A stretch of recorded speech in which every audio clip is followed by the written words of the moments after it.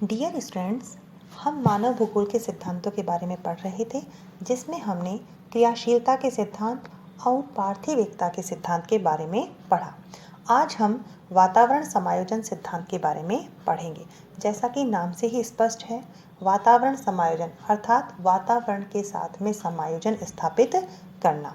पृथ्वी तल पर विभिन्न प्रदेश पाए जाते हैं। इन प्रदेशों में प्राकृतिक और सांस्कृतिक विभिन्नता पाई जाती है, जिसे हम क्षेत्रीय विभिन्नता कहते हैं। विभिन्न प्रदेशों में रहते हुए मानव वर्ग अर्थात मानव समूह अपने वातावरण के साथ समायोजन स्थापित करते हैं, जिसे हम क्षेत्रीय स्थानिक संगठन कहते हैं।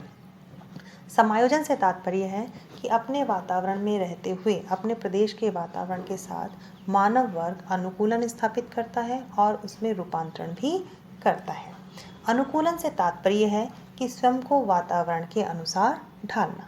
रूपांतरण से तात्पर्य है कि मानव वर्ग अपनी आवश्यकता, अपनी क्षमता और अपनी छांट के अनुसार अपने वातावरण में परिवर्तन करता है।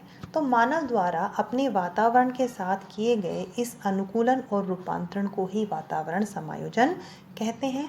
वातावरण समायोजन में प्रादेशिक पहलू भी शामिल होता है, क्योंकि मानव वर्ग अपने प्रदेश के वातावरण के साथ ही समायोजन स्थापित करता है। स्टूडेंट्स, वातावरण समायोजन के दो पक्ष हैं, अनुकूलन और रूपांतरण। अनुकूलन अर्थात अपने वातावरण के अनुसार स्वयं को ढालना। रूपांतरण अर्थात अपने वातावरण में अपनी आवश्यकताओं, अपनी क्षमताओं और अपनी छांट के अनुसार परिवर्तन करना।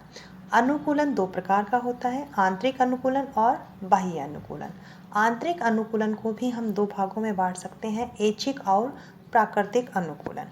ऐच्छिक अनुकूलन जो हमारी इच्छा पर निर्भर करता है, जैसे किसी प्रदेश की भाषा, रहन सहन, खान पान, संस्कार आदि को अपनाना ऐच्छिक अनुकूलन कहलाता है।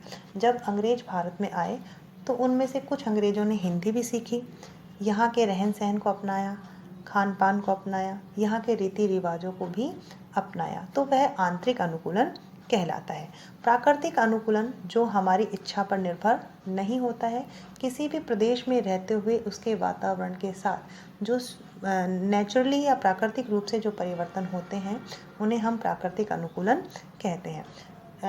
जैसे अंग्रेज परिवार जब लंबे समय तक गर्म जलवायु में रहता है तो उनकी त्वचा के रंग में परिवर्तन होने लगता है। तो विभिन्न प्रकार के जो शारीरिक परिवर्तन होते हैं, उनको हम प्राकृतिक अनुकूलन में शामिल करते हैं।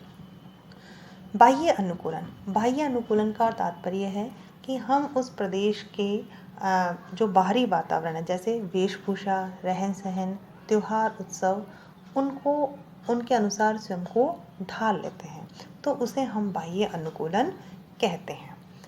रूपांतरण भी दो प्रकार का होता है, प्राकृतिक वातावरण में रूपांतरण और सांस्कृतिक वातावरण में रूपांतरण। प्राकृतिक वातावरण में रूपांतरण जैसे प्रकृति के अंदर जो भी भूदृश्य, जो भी प्रकृति प्रदत्त दृश्य हैं, यदि हम उनमें परिवर्तन करते हैं तो वह प्राकृतिक वातावरण में रूपांतरण कहलाता है। जैसे पहाड़ी भागों में सीढ़ीनुमा कृषि करना, सिंचाई, सुरंगें बनाना, नदियों पर बांध बनाना, रोड का निर्माण, भवन निर्माण, ये सब प्राकृतिक वातावरण में रूपांतरण के उदाहरण हैं। यदि कोई ब्रिटिश परिवार गर्म जलवायु के प्रदेश में आता है तो उनके द्वारा एसी का प्रयोग करना प्राकृतिक वातावरण में रूपांतरण है। दूसरा है सांस्कृतिक वातावरण में रूपांतरण। सांस्कृतिक वातावरण में रूपांतरण से तात्पर्य है कि किसी भी मानव वर्ग द्वारा अपने सांस्कृतिक वातावरण में अर्थात वहाँ की भाषा, रहन सहन, खान पान आदि में जो परिवर्तन लाए जाते हैं, उसे हम सांस्कृतिक वातावरण में रूपांतरण कहते हैं। भाषा, धर्म, प्रचार प्रसार के माध्यम से ये रूपांतरण लाए जाते हैं। तो स्टूडेंट्स, वातावरण समायोजन का सिद्धांत मानव भूगोल का बहुत ही महत्वपूर्ण सिद्धांत है। इस टॉपिक पर आपको शॉर्ट नोट तैयार करना है। मानव भूगोल के अध्ययन के समय मानव भूगोल के सिद्धांतों को ध्यान में रखना अत्यंत आवश्यक है और मानव भूगोल के सभी तथ्य मानव भूगोल के सिद्धांतों के आधार पर ही समझे जा सकते हैं। अगली क्लास में हम निश्चयवाद के बारे में पढ़ेंगे। धन्यवाद।